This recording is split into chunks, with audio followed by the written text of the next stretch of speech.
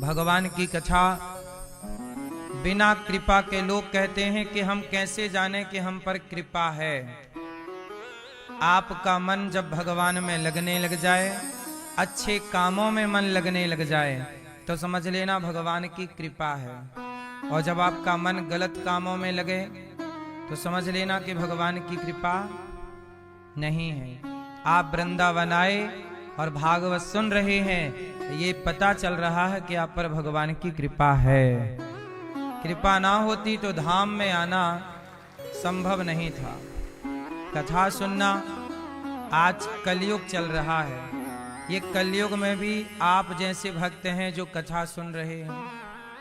वरना आज के युग में तो लोग निंदा करने में लगे हैं, चुगली करने में लगे हैं, छल कपट करने में लगे हैं। आज के युग में बेटा बाप की नहीं सुन रहा है, लेकिन आप कथा सुन रहे हैं, तो ये कलयुग में कृपा ही तो है।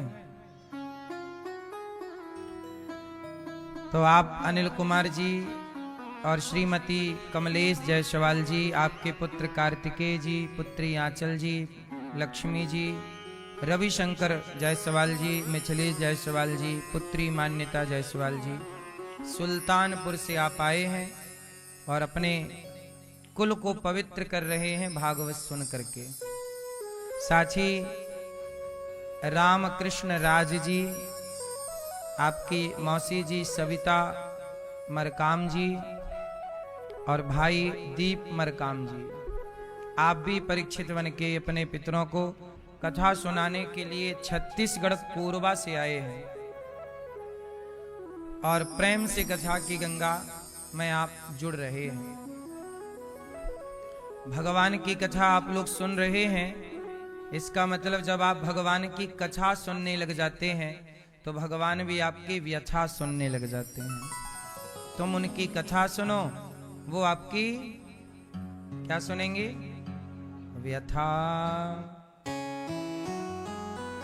प्रिय भक्तों, कल हम लोग कथा सुनने में परीक्षित जी की कथा सुनी थी। परीक्षित जी को सुखदेव भगवान ने भागवत सुनाई। धुंधकारी 7 दिन की कथा सुन के तर गए। भगवान के 24 अवतारों के बारे में कल हम लोगों ने जाना। एक बार नारद जी भ्रमण कर रहे थे, श्रीमन्नारायण श्रीमन्नारायण श्रीमन्नारायण।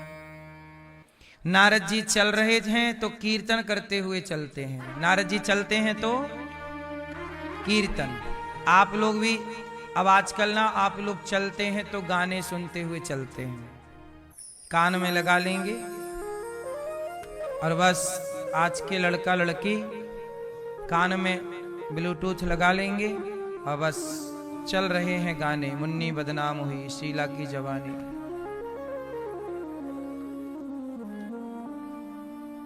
ब्लू है पानी पानी।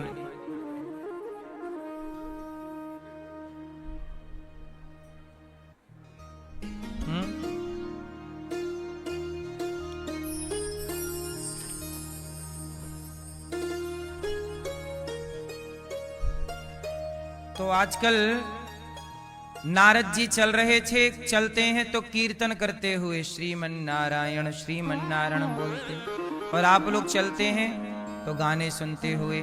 गाने सुनना बुरी बात नहीं है।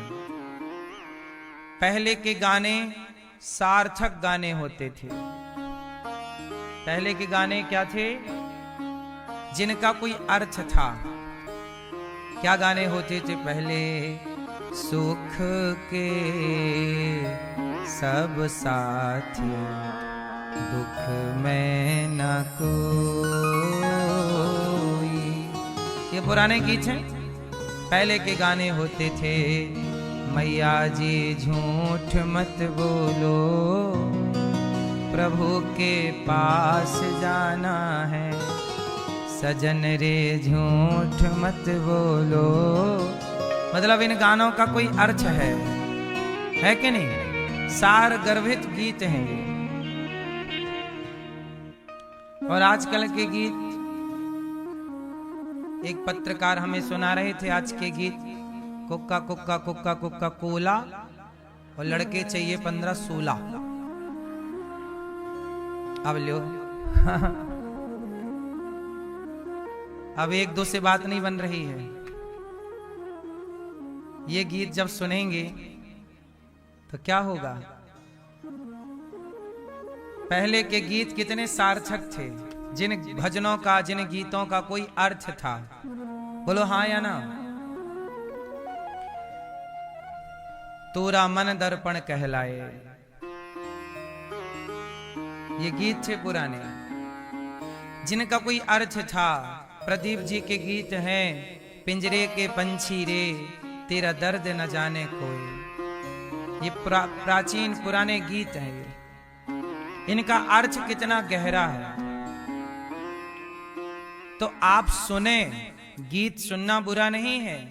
लता जी के बहुत सारे गीत बहुत सार गर्भित हैं। रफी जी के गीत, मन्ना डे जी के गीत। अब मन्ना डे जी ने गीत गाया, देते हैं भगवान को धोखा, इंसान को क्या छोड़ेंगे। गा रहे हैं कसमें वादे प्यार वफा सब, बातें हैं बातों का क्या। कोई किसी का नहीं ये झूठे, कोई किसी का हो नाते हैं नातों का क्या। कसमें वादे प्यार वफा सब, बातें हैं बातों का क्या। तो आप पुराने गीत सुनिए, सार जिनसे सीख मिले।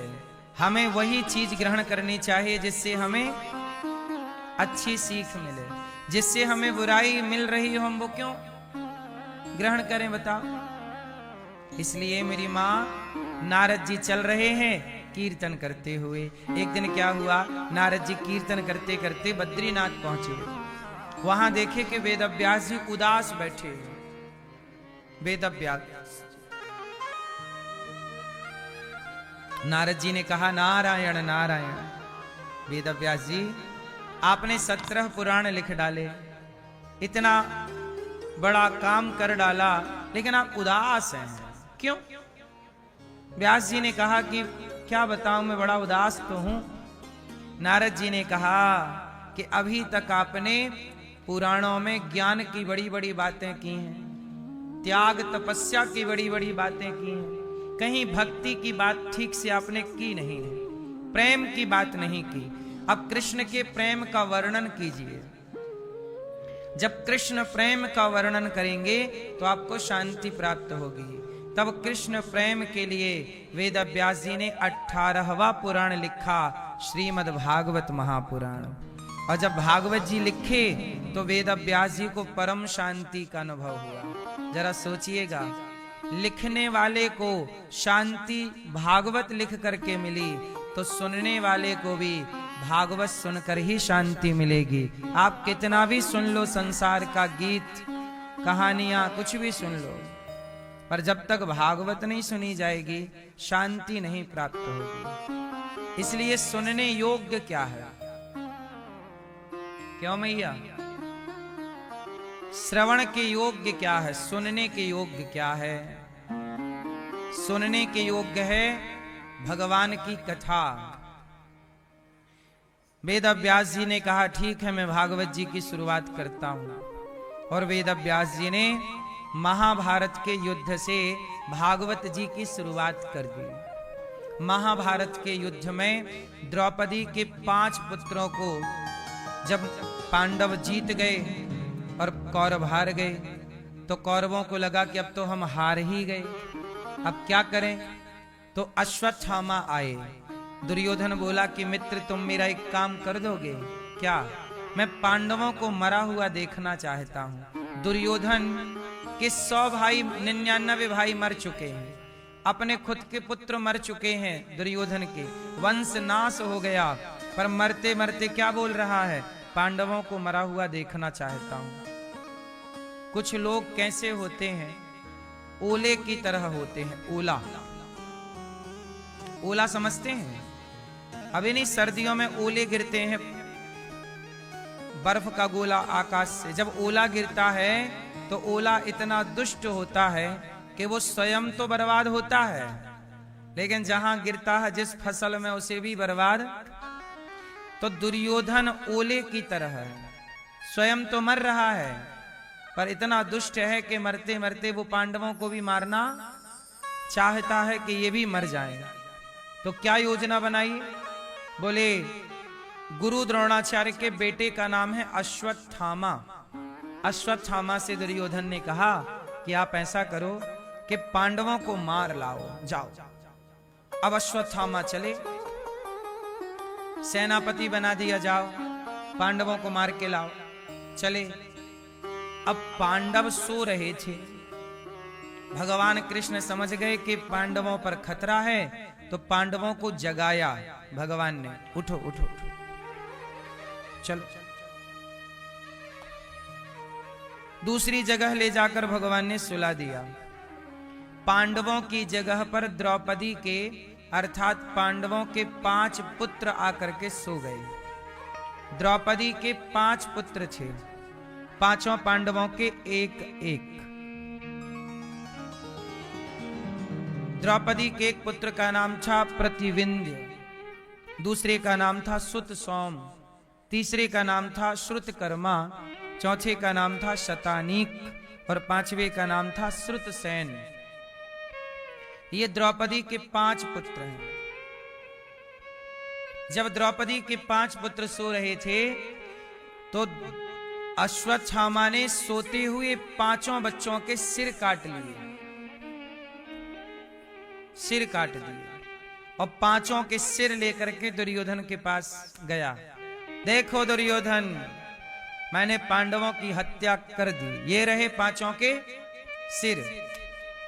तो भीम बोला, दुर्योधन बोला कि इन 5 में जो भीम का सिर है वो हमें दो। भीम का सिर लिया और दुर्योधन को तो गुस्सा थी ना भीम पर, क्योंकि इसने ही, भीम भैया ने ही दुर्योधन की जांघ तोड़ी है, इनके 199 भाइयों को मारा है। तो सिर लाओ, मैं जरा गुस्सा निकालूं। तो भीम का सिर लेकर के और दुर्योधन ने जोर से दबाया, और दबाया तो सिर आसानी से दब गया और चूरा चूरा हो गया। दुर्योधन बोला, मित्र ये भीम तो नहीं हो सकता, इतनी आसानी से सिर दब गया, ये भीम नहीं हो सकता। तो कौन है? ध्यान से देखा तो ये पांडव नहीं, पांडवों के जैसे दिखने वाले पांडवों के पुत्र थे। भीम का बेटा भीम जैसा दिखता था, अर्जुन का अर्जुन के जैसा। दुर्योधन बोला, तुमने तो मेरा वंश नष्ट कर दिया, कोई नहीं बचा। पहले खुशी हुई कि पांडव मारे गए, फिर दुख हुआ कि ये तो पांडव नहीं पुत्र हैं, तो सुख और दुख की संधि में दुर्योधन की मृत्यु हो गई। दुर्योधन की मृत्यु तब होती जब वो पहले खुश होता और तुरंत दुखी हो जाता। तो यही हुआ। अब अश्वत्थामा भागा कि हमने तो बड़ी गलती कर दी, 5 पुत्रों को मार डाला। अब जब भागा, सुबह हुई, द्रौपदी ने देखा कि हमारे 5 पुत्र तो मरे पड़े हैं, धड़ है, सर का पता नहीं। अब तो द्रौपदी रोने लगी। अर्जुन आए, क्या हुआ? बोले पुत्रों को अश्वत्थामा ने मार डाला। तुरंत भगवान कृष्ण को सारथी बनाया अर्जुन ने और अश्वत्थामा को पकड़ने के लिए दौड़े। अश्वत्थामा भागा जा रहा है, भगवान कृष्ण ने अश्वत्थामा को पकड़ लिया, मतलब रथ के आगे खड़ा कर लिया अपना रथ। अर्जुन पकड़ने के लिए गए तो अश्वत्थामा ने अर्जुन को मारने के लिए ब्रह्मास्त्र चला दिया। अर्जुन दौड़े दौड़े भगवान की शरण में आए। कृष्ण कृष्ण महाबाहो भक्तानाम भयंकरा त्वमेको दह्यमानाना मपवर्गो सि संस्रते। अर्जुन ने कहा प्रभु इसने ब्रह्मास्त्र चला दिया, मैं मर जाऊंगा। भगवान बोले आप भी चलाओ, यदि आप भी ब्रह्मास्त्र चलाओगे। अर्जुन ने भी चलाया, दोनों ब्रह्मास्त्र शांत हो गए। दोनों को शांत किया भगवान ने।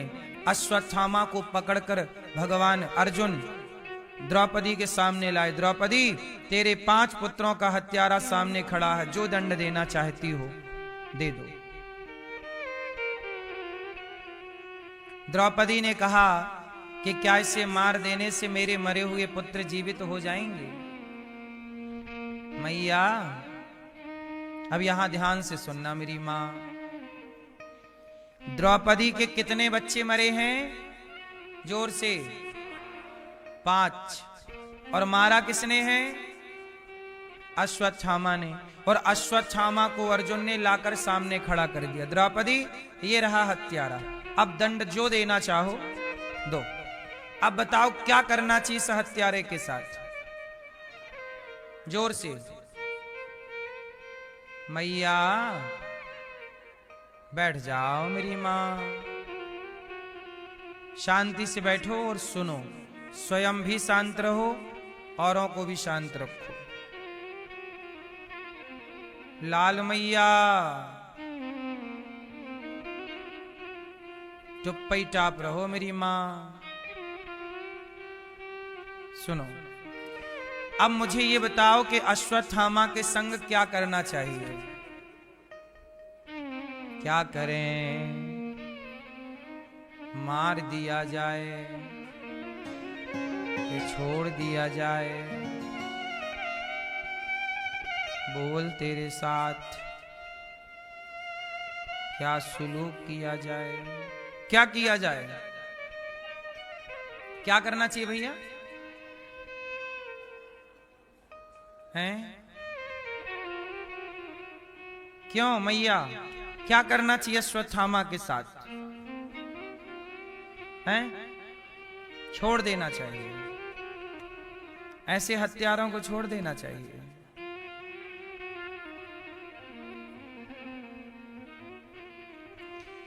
जरूरत से ज्यादा दया हानिकारक होती है। जरूरत से ज्यादा दया भी हानिकारक है कि नहीं? आतंकवादियों को छोड़ देंगे तो कल भी आतंक ही फैलाएगा। बोलो हाँ। अश्वत्थामा के संग क्या करें? भीम बोले मार दो, अर्जुन बोले मार दो, द्रौपदी बोली छोड़ दो। भगवान से कहा गया आप बताओ क्या करें? तब भगवान ने निर्णय दिया, ब्रह्मबंधुर्न हंतव्य आततायी बधार्हण मयैवो भयमाम्नातं परिपाह्यनुशासनम्।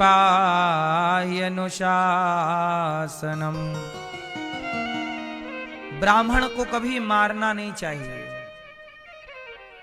ब्राह्मण को कभी मारना नहीं चाहिए। और आताताई को कभी छोड़ना नहीं चाहिए। तो भगवान ने निर्णय दिया कि इसे मार भी दो और छोड़ भी दो। अब बताओ क्या करें? मार भी दो और अश्वत्थामा को मार भी दो और छोड़ भी दो। क्या करें कि मार भी दिया जाए और छोड़ भी दिया जाए? टोपा वाले भैया जी बताओ क्या करें कि मार भी दिया जाए और क्या भगवान कृष्ण क्या कहना चाह रहे हैं? मार भी दो और बताओ क्या करें? पीले भैया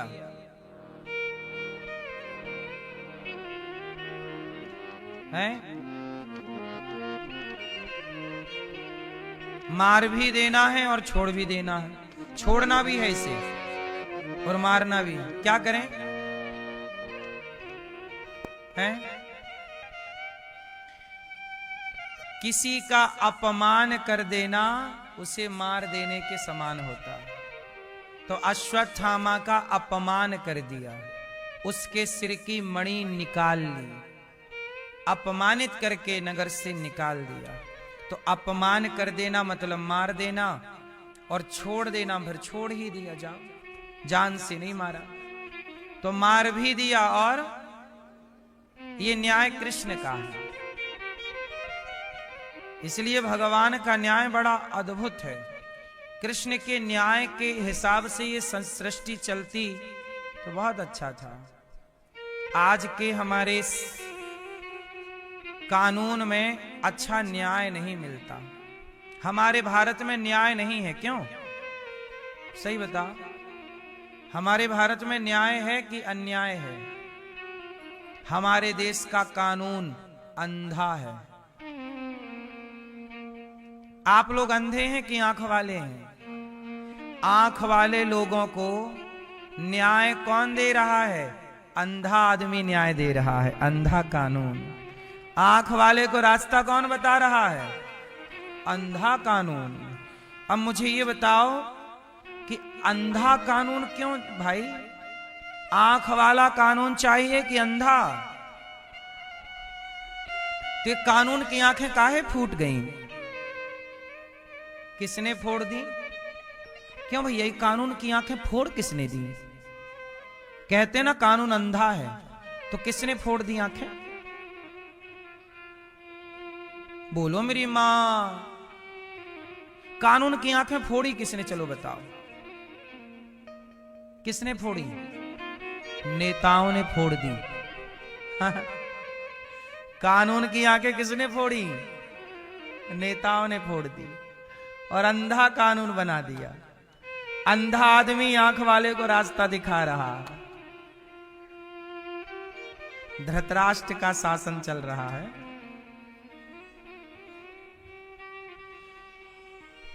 भगवान कृष्ण का न्याय बड़ा। भगवान कृष्ण के जमाने में कृष्ण का कानून अंधा नहीं था, राम का कानून अंधा नहीं था, पर आजाद भारत का कानून अंधा है। बोलो हां। इसलिए कहता हूं, अंधा कानून ना हो। हमारे देश में तो कानून ही भेदभाव पैदा कर रहा है, जातवाद फैला रहा है, ऊंच नीच की बात कर रहा है। हम कह रहे हैं सब एक बराबर है।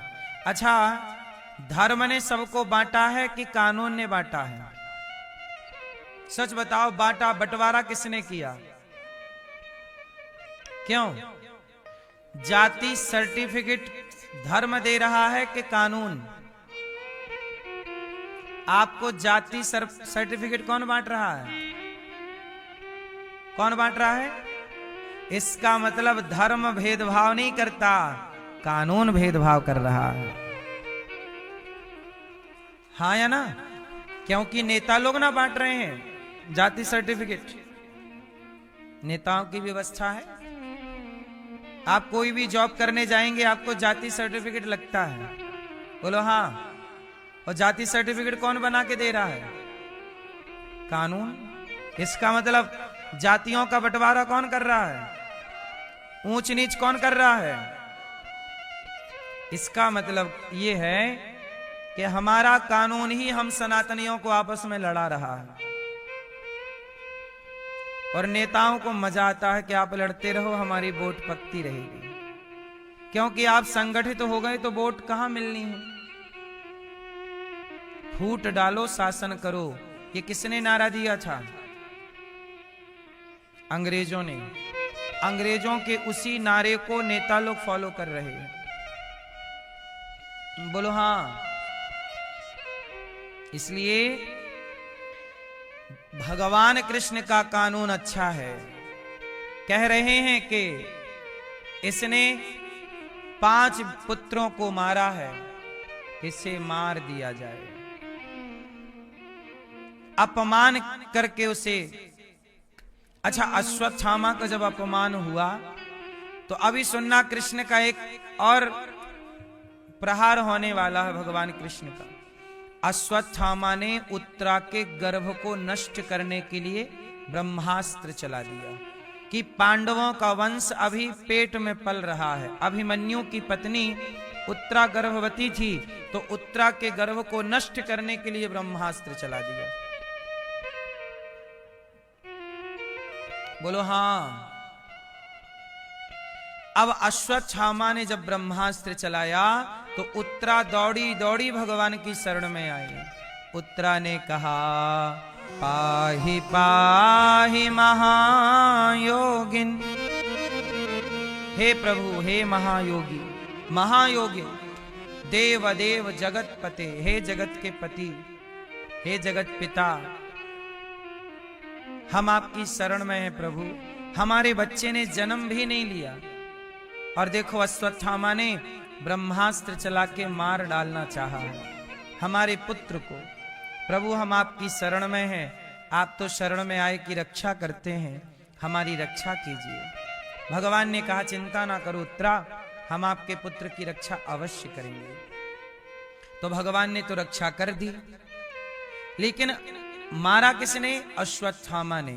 तब भगवान ने दंड दिया, जाओ अश्वत्थामा, तुमने भ्रूण हत्या करना चाहा है।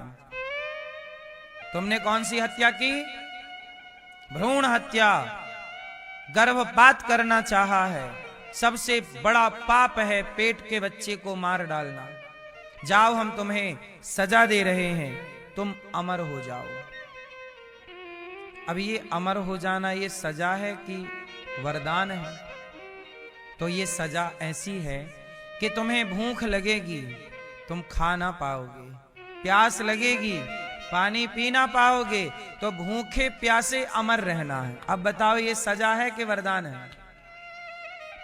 आज भी अश्वत्थामा अमर हैं, पता है आपको? कई बार आपने सुना होगा अश्वत्थामा नर्मदा के किनारे।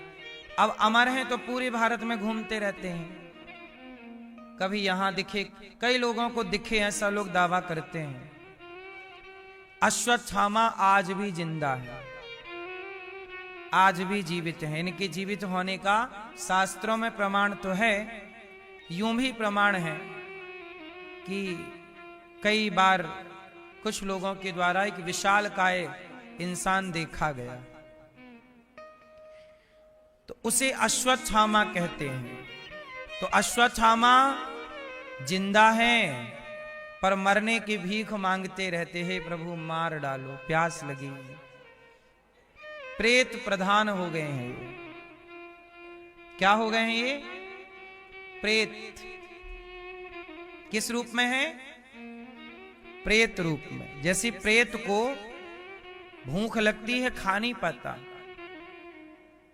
प्यास लगती है, पानी पी नहीं पाता। भूत प्रेतों के खाना पीना अलग ढंग का होता है। आप तुलसीदास जी की हिस्ट्री पढ़ेंगे तो उसमें एक प्रेत की चर्चा है। तुलसीदास जी शौच करने के लिए खेतों में जाते थे। बोलो हाँ, उस जमाने में तो खेत ही थे। तो लोटा लेके गए, तो शौच के बाद जो पानी बचता उसे एक पेड़ की जड़ में डाल देते, तो वहां रहता था एक प्रेत। तो वो शौच का जो पानी बचा, अब बताओ वो शुद्ध है कि अशुद्ध है? बोलो, शुद्ध है? अशुद्ध है। शौच के बाद जो पानी बचा वो पानी अशुद्ध है।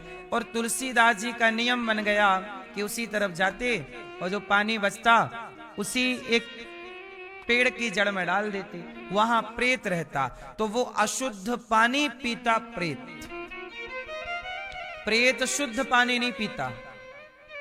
प्रेत कैसा पानी पीता है? अशुद्ध। देखो, इस धरती पे पॉजिटिविटी है तो नेगेटिविटी भी है, नकारात्मकता। जैसे कई बार आप लोग भोजन करते हैं, बोलो हाँ, तो भोजन करने से ना कई बार आपके मुंह से अन्न का दाना गिर जाता है। तो कई बार देखा होगा ना, जूठन थाली के नीचे गिरता है। बोलो हाँ, वो जो जूठन गिरा है ना आपका, उसे प्रेत ग्रहण करता है, उसे भूत प्रेत पिशाच ग्रहण करते हैं। क्योंकि शौच का पानी अशुद्ध, जूठन अशुद्ध। इसलिए कहता हूं कि खाओ पियो बड़ी सावधानी से। आप कुछ भी, जैसे आपके घर में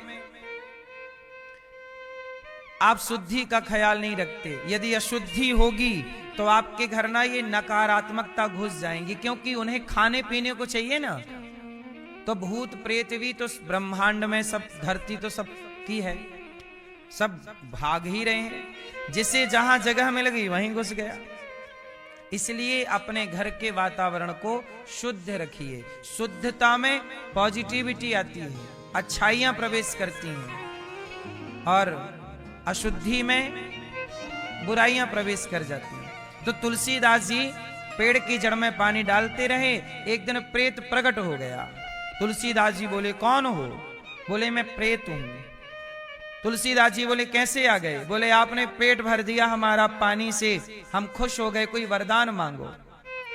अच्छा, प्रेत भी सिद्ध हो जाता है, खुश हो जाते हैं ना ये लोग, वरदान मांगो। तुलसीदास जी बोले प्रेत भाई साहब हमें बस इतना वरदान दो कि हमें हमारे भगवान से मिला दो, राम का दर्शन करा दो। प्रेत बोला कि देखो राम जी का दर्शन तो मैं भी नहीं कर पाया, लेकिन मैं आपको एक उपाय बता सकता हूं। क्या? बोले आप जब सत्संग करते हो तो सबसे पीछे जो एक गंदा सा आदमी आके बैठता है वो हनुमान जी हैं, तुम उनके पांव पकड़ लेना, वो तुम्हें दर्शन करा देगा। तो याद रखना, तुलसीदास जी को हनुमान जी तक एक प्रेत ने पहुंचाया था। तो प्रेत भी यदि आपके अंदर भक्ति है और प्रेम है तो आपकी इंसान तो छोड़ो, भूत प्रेत भी मदद कर सकते हैं यदि आपके अंदर भक्ति है तो। रास्ता सही है तो प्रेत भी मदद कर सकता है, और रास्ता आपका गलत है तो फिर तुम्हारा बाप भी साथ नहीं देता। बोलो हाँ। तुलसीदास जी सत्संग करते तो हनुमान जी रोज आया करते थे। अच्छा, आते रोज थे, तुलसीदास जी नहीं जानते थे। आज प्रेत ने बोल दिया कि तुम वरदान मांगो, तो पूछ लिया कि मेरे को राम कैसे मिलेंगे, तो उन्होंने हनुमान जी का पता दे दिया, वो पहचान लो।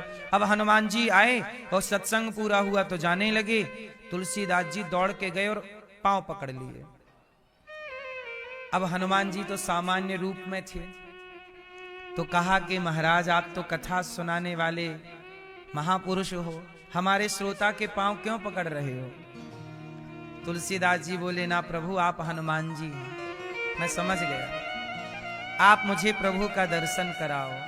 हे प्रभु आप मुझे दर्शन कराओ। चरण पकड़ ही लिए, तब हनुमान जी ने नहीं छुड़ाया, तुलसीदास जी ने नहीं छोड़ा। तब हनुमान जी ने दर्शन दिया। तुलसीदास जी ने कहा प्रभु मुझे राम का दर्शन कैसे होगा? बोले चित्रकूट में रोज आते हैं राम जी, तुम वहां बैठना। चित्रकूट के घाट में भाई संतन की भीड़, तुलसीदास बैठे हैं घाट पे और राम जी आए, और राम जी आए और राम जी को तुलसीदास जी चंदन लगा रहे हैं, राम लक्ष्मण को, पर पहचान नहीं पाए। तब तुलसीदास जी को याद दिलाया हनुमान जी ने, तुलसीदास चित्रकूट के घाट में भई संतन की भीड़, और तुलसीदास चंदन घिसे तिलक लेत रघुवीर। तुम जिन्हें तिलक लगा रहे हो वही रघुवीर हैं, वही रघुनाथ जी हैं, पांव पकड़ो। हनुमान जी ने जब याद दिलाया, तुलसीदास जी गिर पड़े। देखो ना जाने किस रूप में तुलसीदास जी से तिलक लगवा के जाने लगे और तुलसीदास जी नहीं पहचाने। तो हमारे और आपके अगल बगल कब भगवान आके चले गए हों, हम थोड़ी इतनी ताकत रखते हैं कि हम भगवान को पहचान लें। भगवान को तब तक नहीं पहचाना जा सकता जब तक कोई पहचान दिलाने वाले हनुमान जी जैसे कोई संत ना हो, महापुरुष ना हो। इसलिए बिना गुरु के, बिना संत कृपा के, बिना संत कृपा के भगवंत का दर्शन हो भी जाए तो पहचान नहीं होती। उदाहरण देख लो, रावण कम विद्वान था क्या? रावण और विभीषण दोनों भाई हैं, बताओ ज्यादा विद्वान कौन है? कौन है बताओ? रावण ज्यादा विद्वान है, लेकिन रावण राम को नहीं पहचान पाया। राम तो खड़े हैं और विभीषण राम को पहचान गया। बताओ क्यों? क्यों? भक्ति। रावण भी भक्त है, रावण भी तो भक्त है। बोलो हाँ। क्यों राम को रावण क्यों नहीं पहचान पाया और विभीषण क्यों पहचान गए? सुनो, इसलिए कि विभीषण को हनुमान जी मिल गए। विभीषण को कौन मिला? और विभीषण ने संत को पहचान लिया। अच्छा, तुलसीदास जी को पहले कौन मिले, राम के हनुमान जी? हाँ, पहले संत मिलेंगे फिर भगवंत मिलेंगे, ये प्रोसेस है। विभीषण को मिले पहले लंका में हनुमान जी आए ना कुटिया पे, वो कुटिया पे जब हनुमान जी आए तो विभीषण जी को सब बताए कि राम जी हैं। अच्छा, हनुमान जी रावण को भी मिले, पर रावण हनुमान जी को भी नहीं पहचान पाया। संत है ना हनुमान जी, साधु संत के तुम रखवारे। हनुमान जी कौन है? साधु संत के, वो तो साधु संतों के रखवारे हैं, तो हनुमान जी तो संत हैं।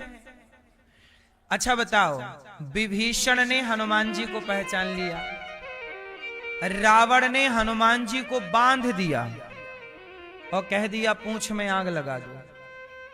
अब बताओ, आप किसी संत की पूंछ में आग लगाओगे तो लंका तुम्हारी ही जलेगी। बोलो हाँ, जलेगी कि नहीं? इसलिए कहता हूं, साधु संतों से प्यार से ही मिलो, घमंड एटीट्यूड से ना मिलो। रावण अभिमान से मिला तो लंका जल गई। अच्छा सुनो, रावण जो है वो हनुमान जी को नहीं पहचान पाया कि ये संत हैं। जो व्यक्ति संत को नहीं पहचानता वो भगवान को भी नहीं पहचान सकता, चाहे वो रावण ही क्यों ना हो इतना विद्वान। और विभीषण ने हनुमान जी को पहचान लिया कि आप तो संत हैं। और जब हनुमान जी को पहचाना तो राम को पहचान गए विभीषण जी। इसलिए कहता हूं, पहले गुरु फिर गोविंद, पहले गुरु फिर गुरु गोविंद दो खड़े, काके लागू पाए, बलिहारी गुरु आपने गोविंद दियो बताए। इसलिए कहा गुरुर् ब्रह्मा गुरुर् विष्णु गुरुर्देवो महेश्वरा, गुरु साक्षात परब्रह्म तस्मै श्री गुरुवे नमः। इसलिए कहता हूं कि गुरु के बिना ईश्वर की प्राप्ति का बोध नहीं होगा। अब देख लो, अश्वत्थामा के सिर की मणि निकाल करके अपमानित करके निकाला। अश्वत्थामा भटक रहे हैं प्रेत बन करके, प्रेत की तरह, क्योंकि भ्रूण हत्या की है। हत्या कर नहीं पाए, करने का प्रयास किया। जो व्यक्ति गर्भ के बच्चे को मारता है उसे कितना बड़ा पाप लगता है। इसलिए आप लोगों से मैं विनती करता हूं कि पाप से बचना चाहिए। पाप किसी भी तरह का हो, पाप किसी भी तरह का हो, पाप से बचना चाहिए। बोलो हाँ। पाप मतलब पाप। बच्चे को पेट में आजकल तो आम बात हो गई। सरकार भले कहती है कि गर्भपात ना कराओ, लेकिन सरकारों की गाइडलाइन में ही गर्भपात की दवाइयां बिक रही हैं। बोलो हाँ। मेडिकलों में दवाई मिल जाती है गर्भपात करने की। इसका मतलब है कि हत्याएं आजकल तो देखो कानून इजाजत दे रहा है कि आप पेट के बच्चे को मार सकते हैं। भाई दवाई तो मिल ही रही है ना, वरना दवाई क्यों बेच रहे हो? कुछ देश ऐसे हैं जहां दवाई नहीं मिलती गर्भपात करने की, इसलिए कहते हैं कि आप गर्भपात करने की स्थिति पैदा ना हो, गर्भ गिराने की स्थिति पैदा ना हो, संयमी बनो और अपने आचरण को पवित्र करो। द्रौपदी के सामने अश्वत्थामा तो मुक्त हो गए, पर जब उत्तरा का गर्भ नष्ट करना चाहा तो उत्तरा के गर्भ के आगे अश्वत्थामा को दंड मिल गया। उत्तरा शरण में आई, भगवान ने क्षमा किया। अब भगवान द्वारिका जाने की तैयारी करने लगे। श्री कृष्ण द्वारिका, देखो भगवान का कानून, सबको दंड है। क्या राजा क्या संत गृहस्थी, क्या राजा क्या रानी, प्रभु की पुस्तक में लिखी है सबकी कर्म कहानी। ईश्वर के घर न्याय होता है। बोलो हाँ या ना? भगवान राम के पिता दशरथ जी, वो तो भगवान के पिता हैं, बोलो हाँ। लेकिन राम के पिता दशरथ जी ने जब श्रवण कुमार को मारा और श्रवण कुमार के माँ बाप तड़प तड़प के मरे, तो शाप क्या मिला कि जैसे हम तड़प तड़प के मर रहे हैं, दशरथ जी आपको भी तड़प तड़प के मरना पड़ेगा। और देखो ईश्वर का न्याय, दशरथ जी को भी तड़प तड़प के मरना पड़ा। ये ईश्वर का न्याय है, मेरा बाप ही क्यों ना हो, लेकिन यदि कर्मों का दंड है तो भोगना सबको पड़ेगा। क्यों भैया? इसलिए ईश्वर का न्याय बराबर है। आज का न्याय बराबर, बोलो बराबर नहीं है। आपके पास पैसे हैं तो आपको, आपकी गलती है तो भी आप छूट जाएंगे, और पैसे नहीं हैं तो आपकी बिल्कुल गलती नहीं है तो भी आपको जेल में डाल दिया जाएगा अपराधी कह के। बोलो हाँ। अब तो सरकार कानून ऐसे भी बना रही है नए नए, जहां पर सामने वाले ने आपको आरोप लगा दिया कि आप गलत हैं, चाहे वो झूठा ही आरोप लगा दिया हो, आप तो सफाई भी नहीं दे सकते। अच्छा एक बात बताओ, मैंने आप पर कोई आरोप लगा दिया, तो आरोप सही है कि गलत है, इसकी जांच होनी चाहिए कि नहीं? बोलो। लेकिन सरकार ने अब नए जो कानून बनाए हैं उसमें सरकार का कहना है कि जरूरत नहीं है जांच करने की। किसी ने आपको कह दिया कि आप गलत हो तो बस आपको जेल में जाना ही पड़ेगा, और उसकी जांच करने की जरूरत नहीं है। अब ये कानून आ रहे हैं नए, बोलो हाँ। अब बताइए ये न्याय है कि अन्याय है?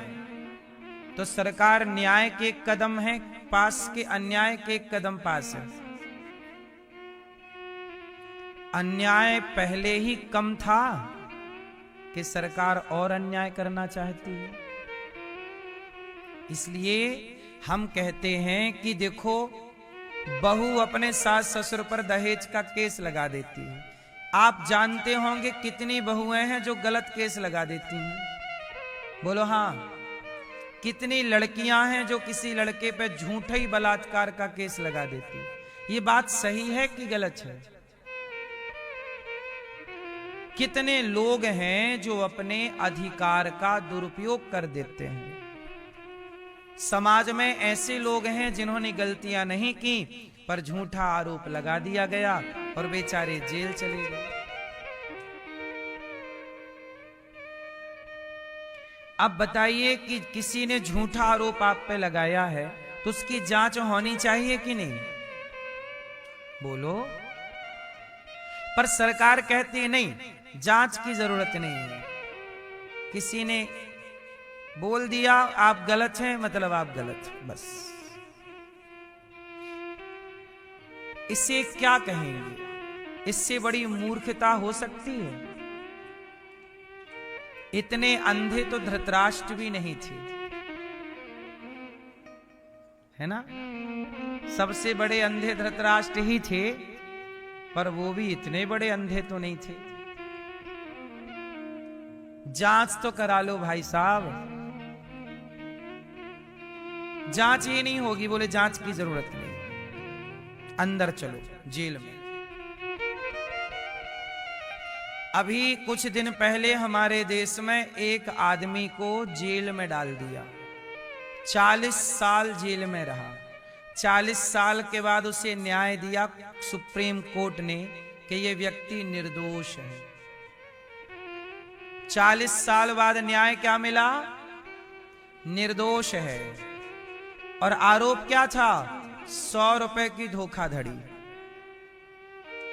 कितने रुपए की? 100 रुपए की।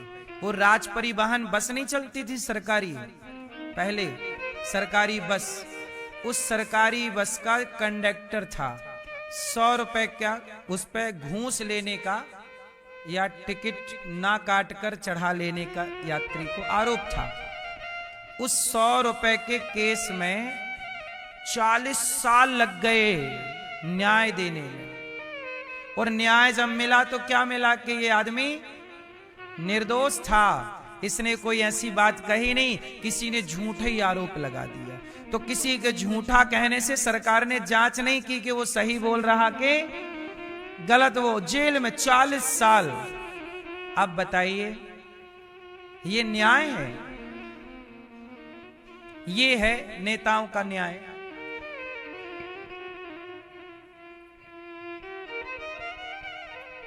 भगवान का न्याय अलग है साहब।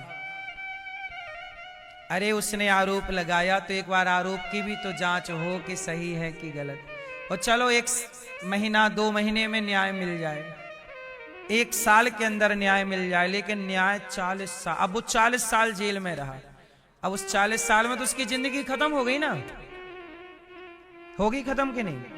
समाज में बदनामी हुई कि इसका बाप जेल में है, इसका पति जेल में है, इसका बेटा, जिसका भाई, जिसका पति, जिसका पिता जेल में होता है, समाज में उसे अच्छा कहां कहा जाता है? समाज की इस तरह की दबाव में वो रहे, लेकिन कोई नहीं सुनता यहां साहब। अंधा कानून, बहरे लोग, इससे बड़ी मूर्खता क्या होगी समाज की? इस देश में न्याय नहीं। न्याय के लिए आप लड़ते रहो, देते रहो वकीलों को पैसे, पैसे खर्च होंगे, बस न्याय नहीं मिलेगा।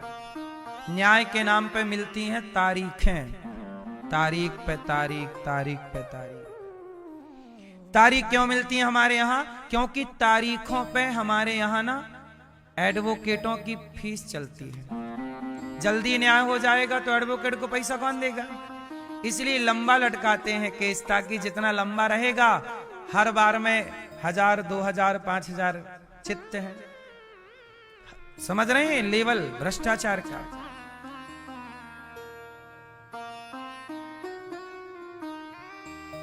सरकारें गूंगी, सबको पता है सब कुछ, पर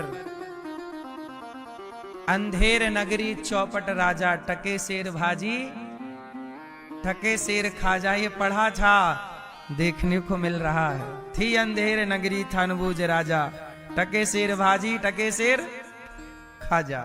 अंधेर नगरी और चौपट, चौपट राजा। ऐसा है न्याय इस देश का। क्या कहें, किससे कहें? उम्मीदें भी तो अब नहीं है अब किसी से। जिनसे उम्मीदें थी वही ऐसे कानून ले आए कह रहे हैं कि अब जांच ही नहीं होगी, तुम आरोप किसी ने लगाया सीधे अंदर जाओ, कोई जांच की जरूरत नहीं।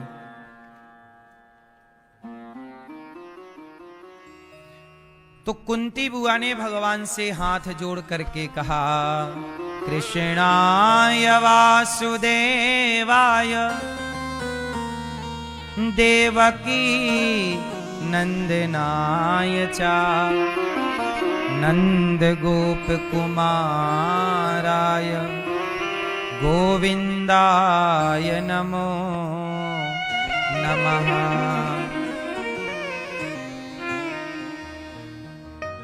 कुंती बुआ ने हाथ जोड़कर कहा, कृष्णाय वासुदेवाय देवकी नंदनाय च, हे कृष्ण, हे देवकी पुत्र, यशोदा पुत्र, हे नंद पुत्र, मैं आपको प्रणाम करती हूं। नमः पंकजनाभाय, हे प्रभु आपके चरणों में कमल नयन कृष्ण आपको प्रणाम है। भगवान बोले, बुआ क्यों प्रणाम कर रही हो? कुंती बुआ बोली, आज मैं आपसे कुछ मांगना चाहती हूं। मांग लो। क्या मांगती हो बुआ? आज कुंती बुआ ने कहा, हे श्याम सुंदर, जो हम मांगेंगे आप हमें दोगे? हाँ हाँ मांग लो। कुंती बुआ ने आज भगवान से क्या मांगा? विपदा संतु नः शश्वत तत्र तत्र जगत गुरु। हे प्रभु, हमें विपत्ति दे दीजिए। हमें क्या दे दीजिए? जोर से, विपत्ति। क्या चाहिए? विपत्ति। कन्हैया मुस्कुराए, बुआ क्या मांग रही हो? सारी दुनिया सुख मांगती है, आप दुख मांग रही हो। कुंती बुआ बोली, दुख क्या करोगी? अब भगवान कृष्ण बोले, दुख क्या करोगे? बुआ दुख का क्या करोगी? कुंती बुआ बोली, श्याम सुंदर, जब से जीवन में सुख आया है तब से हमें डर लगने लगा। क्या? बोले, सुख में ये डर लग रहा है प्रभु कहीं हम आपको भूल ना जाएं, क्योंकि सुख में भगवान को भूलने की संभावनाएं ज्यादा है। हमें डर लग रहा, हम भूल ना जाएं। कुंती बुआ ने कहा, हे प्रभु हमें दुख दे दो। हमें क्या दे दो? भगवान बोले, बुआ दुख भी कोई मांगने की चीज है? आज तक किसी ने दुख नहीं मांगा। कुंती बुआ बोली, प्रभु जब से हमारा बेटा राजा बना है हमें तो डर सता रहा है। हमें प्रभु ऐसा दुख दे दो जिस दुख में प्रभु केवल आपकी याद बनी रहे, आपको भूलू ना। हे नाथ, मैं आपको कभी भूलू नहीं। भगवान को मैं भूल जाऊं तो ऐसे सुख का क्या करूंगा जिस सुख में हम भगवान को भूले बैठे हों। बढ़िया तो वो दुख है जो भगवान की याद तो दिलाता है। बोलो हाँ, भगवान की क्या दिलाता है? याद। दुखों से अगर चोट खाई ना होती तो कन्हैया तेरी याद हमें आई ना होती। दुख बहुत अच्छी चीज, दुख अच्छे हैं कि बुरे हैं। मैं ये नहीं कहता कि दुख अच्छा है कि बुरा है, मैं ये कहता हूं कि ऐसा सुख बिल्कुल अच्छा नहीं है जो सुख हमें भगवान से दूर कर दे। दुख ही अच्छा, ऐसा दुख भी अच्छा जो भगवान के पास ले जा करके खड़ा कर दे। कुंती बुआ बोली, जब जब जीवन में दुख आया तो आपकी याद ज्यादा आई। अब सुख आ गया तो डर रही हूं कि कहीं मैं आपको भूल ना जाऊं। दुख आया, अच्छा एक बात समझो, हमारे देश के साधु संत सब छोड़ के फटे चीथड़े कपड़े पहन के काहे घूमते रहते हैं? ऐसा है कि संत लोग भ्रमण करते रहते हैं, कभी इस पेड़ के नीचे बैठे हैं, कभी उस पेड़ के नीचे। क्यों? हम अच्छे महंगे गद्दों में, अच्छे कमरों में सोएंगे तो खा पी के सो जाएंगे। लेकिन जो फुटपाथ पर है, जो दुख उठा रहा है, वो ज्यादा भगवान को याद कर रहा है। आप ही बताओ, सुखी व्यक्ति भगवान को ज्यादा याद कर रहा है कि दुखी व्यक्ति? बोलो। मंदिरों में, तीर्थों में सुखी व्यक्ति कम होते हैं, मंदिरों में, तीर्थों में दुखी व्यक्ति ज्यादा होते हैं। बोलो हाँ। सुखी व्यक्ति भगवान को तब तक याद नहीं करता जब तक उसके जीवन में दुख ना आ जाए। इसलिए तो कबीरदास जी ने कहा, दुख में सुमिरन सब करें, सुख में करें ना। और जो सुख में सुमिरन करें, जो सुख में भगवान को याद करेंगे, उनके जीवन में दुख आएगा ही नहीं। दुख आता ही इसलिए है कि हम सुख में भगवान को भूल जाते हैं। इसलिए मेरी मां, हालात चाहे अच्छे हों चाहे बुरे हों, हर परिस्थिति में भगवान को याद जरूर करना चाहिए।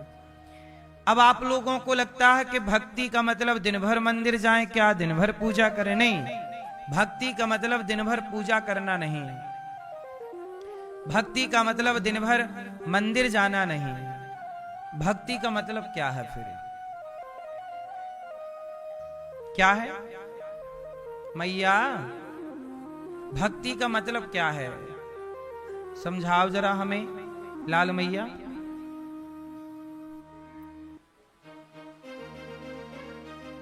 मैया, चश्मा वाली मैया पीछे बताओ, भक्ति का मतलब क्या है? क्या है मेरी मां? क्या है? सुनो, भक्ति का मतलब है कि हम मंदिर ही जाएं तो भक्ति कहलाएगी ना। आपको समय मिले तो मंदिर जाया करो, समय ना मिले तो मंदिर जाने की जरूरत नहीं है। समय मिले तो पूजा कर लो, भगवान को स्नान करा दो, प्रणाम कर लो। समय नहीं मिला तो कोई बात नहीं, दूर से हाथ ही जोड़ लो। लेकिन भक्ति क्या है फिर? तो सुनो, भक्ति क्या है? भक्ति का अर्थ है कि ईमानदारी से अपने कार्य को करना। जैसे आप किसान हैं, ईमानदारी से आप किसानी कीजिए,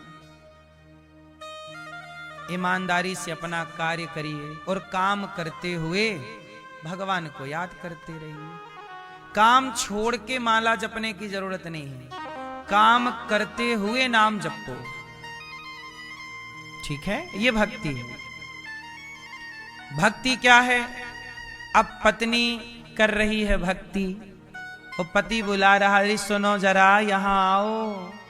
है, जब बैठे रहो बुढ़े कहीं के, मैं माला जप रही हूं।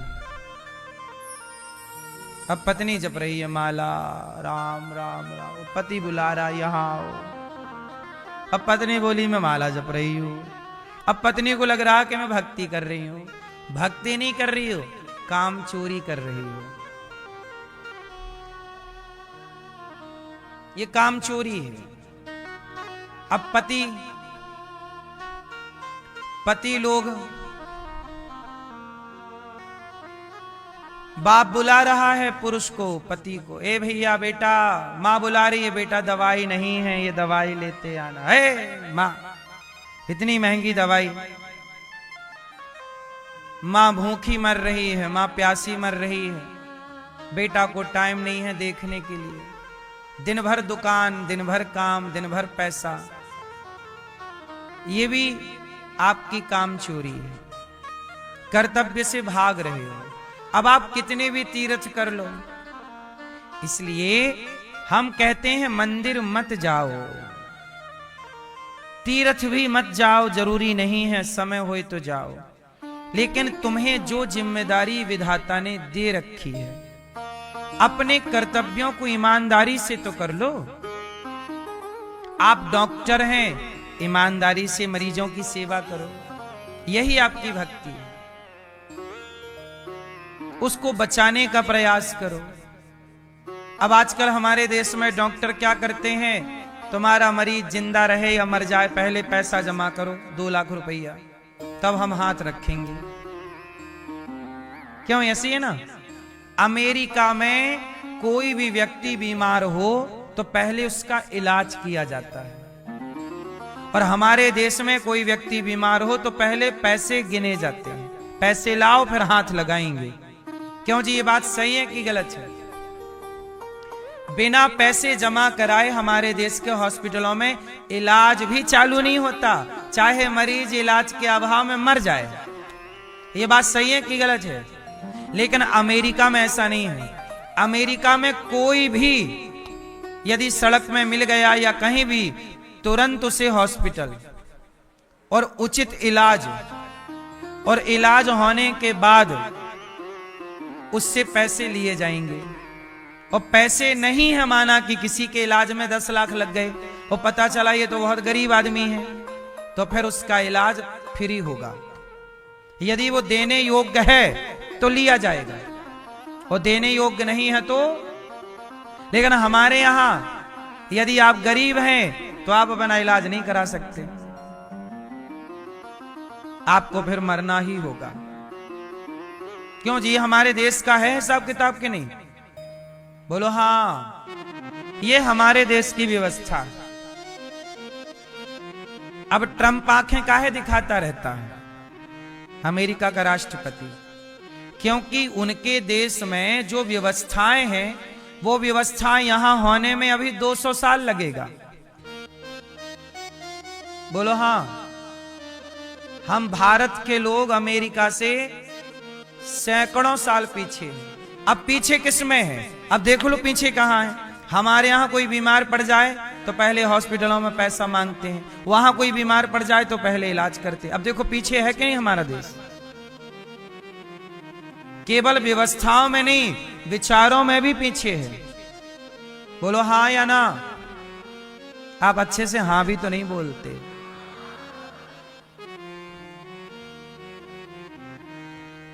इसलिए हमारे देश में भ्रष्टाचार ज्यादा है।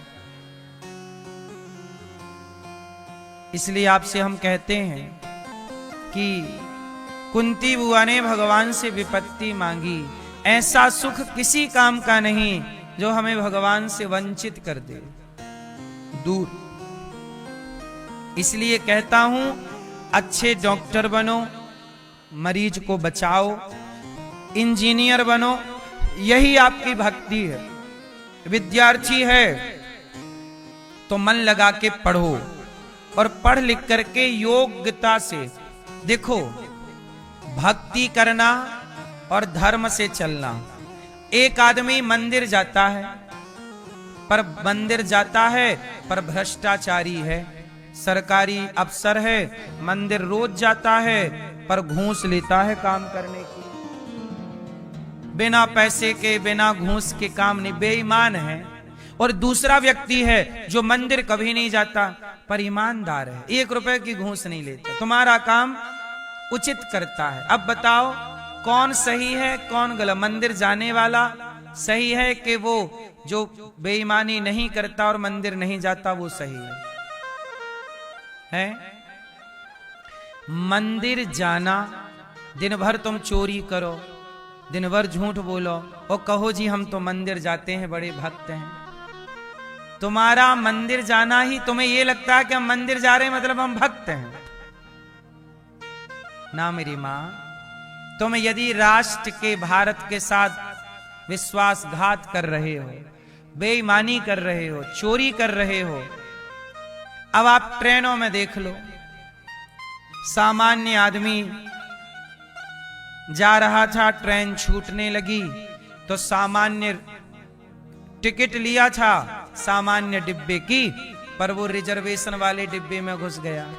टीटी भाई साहब आए, चलो टिकट। उसने कहा भाई साहब टिकट तो ये है, वो आगे ट्रेन रुकेगी तो हम उतर जाएंगे। ट्रेन चल पड़ी तो हम चढ़ गए।